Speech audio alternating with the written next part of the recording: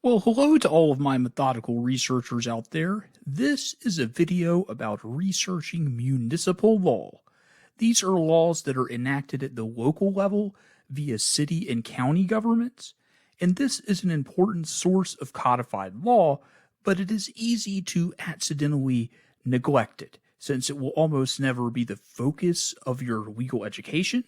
And it's also easy to neglect it because of the simple fact that you won't find it in many of the usual places that you would look. It's usually not going to be available on Westlaw or Lexis, and even your common secondary sources that are usually so exhaustive in other respects might not refer to important aspects of municipal law that might be very relevant to the legal issue that you're researching. Fortunately, it's also quite similar to researching other types of codified law, such as statutory law. So your skills in doing that type of research will serve you well when you're researching municipal codes. The terminology is going to be different from that of statutes, but it is generally going to be pretty analogous. So when we talk about how the state constitution is the foundational document of codified law for the states, the charter fulfills a similar role for cities and counties.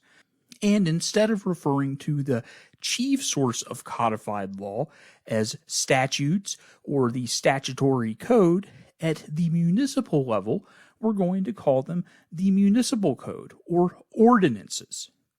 And those ordinances, like statutes, are going to be organized by subject. And really, that organization here will be even more important to our research because we often will be operating without the benefit of secondary sources to point us towards those important related ordinances in the city code, and we'll have to do a lot of that work to find them ourselves. Now, as far as secondary sources in this area, you will find some treatises on local government law on Westlaw and Lexis and in print, and they can sometimes be helpful in gaining just a bit of context for local government law issues. But for the most part, these are going to really focus on how the states delegate lawmaking authority to the municipalities, and not really so much on the specific laws they pass, and definitely not on the particular laws, the particular ordinances that might be passed by any single municipality. And since you can't really rely on Westlaw or Lexis to do research into municipal codes, you're usually going to be using a resource called Municode to do research into municipal law. And I'll show you how it works and where to find it right now. So the easiest way to find the municipal code of, say, the city of Atlanta would be just to Google Municode Atlanta, and bam, it's our first result.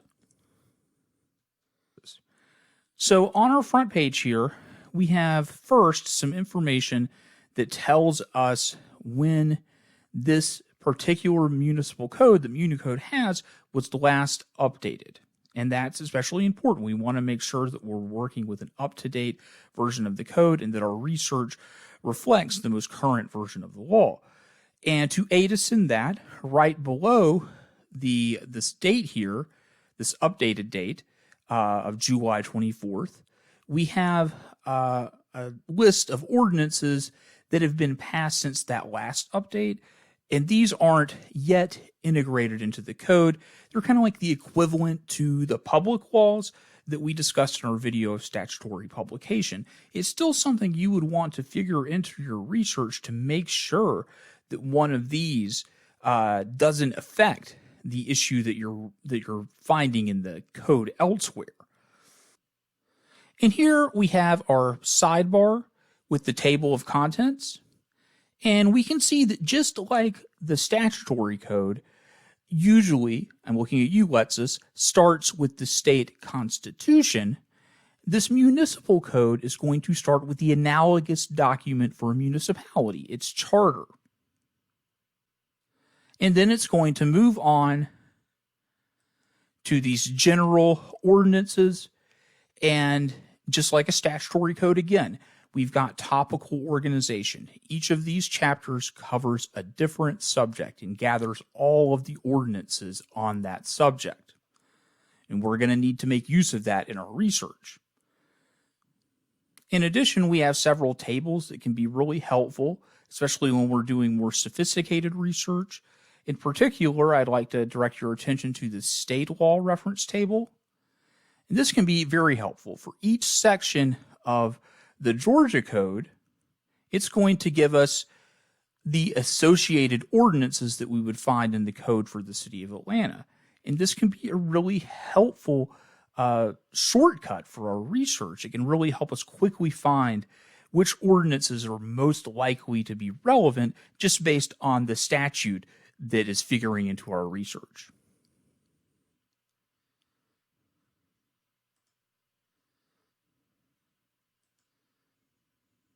Okay, so let's say that we wanted to find the ordinances dealing with e-scooters. We all love those. They're not aggravating at all when we're walking down the sidewalk. We would usually want to start with a secondary source, but of course we know that's probably just not going to be available to us in this situation. So we'll go ahead and just try a search. We'll just search for scooters.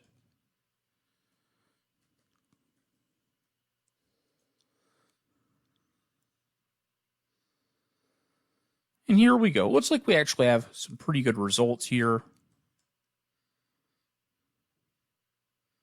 This does appear to be our set of ordinances that do regulate scooters. So a few things that I do want to quickly point out here. The first result of our search was actually this definitions section. And that just goes to show you how much these ordinances really have in common with statutes and how similar our strategies are often going to be for doing research in them. Just like we would want to seek out these definition sections when we're doing research into a statutory code, we would also want to seek out the important definition sections when we're doing this type of research into municipal law. And I also want to direct your attention to the fact that these scooters, they're not referred to as scooters in the ordinance. It instead calls them shareable dockless mobility devices. Like that's, a term that anybody would use in real life.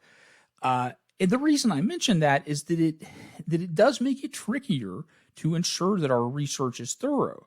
So to make sure that we're getting all of the material in the code that's really relevant for us, we really need to make sure that we take advantage of the topical organization of the code.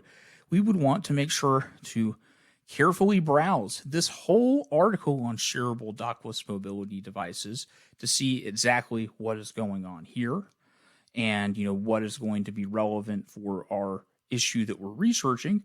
And we would probably also really want to look throughout this entire traffic and vehicles chapter of the Municipal Code with some particular attention to the first article, which is more general material that might include some additional definitions and exceptions and things like that, because we don't have that secondary source to kind of act like a guarantee that we're going to find some of this additional relevant material. Those treatises can be really helpful in pointing us towards additional law that we just might not otherwise notice, and we can't rely upon that here. In addition, we probably also want to, specifically run some searches for, other mentions of this, term of art that we have, shareable dockless mobility devices, just to see if maybe other sections of the Municipal Code might mention it. Some cross references and things like that might be important. I mean, the particulars of your strategy are going to vary depending on the exact contours of the legal issue that you're researching.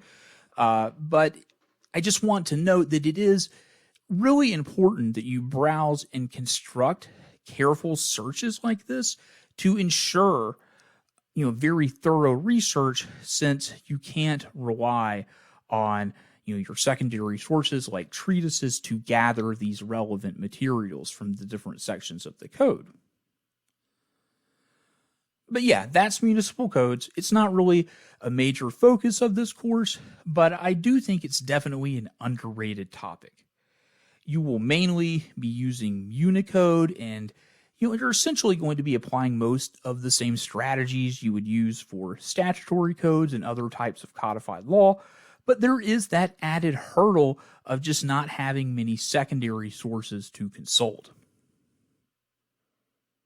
Okay, that's all I have for now. Until next time.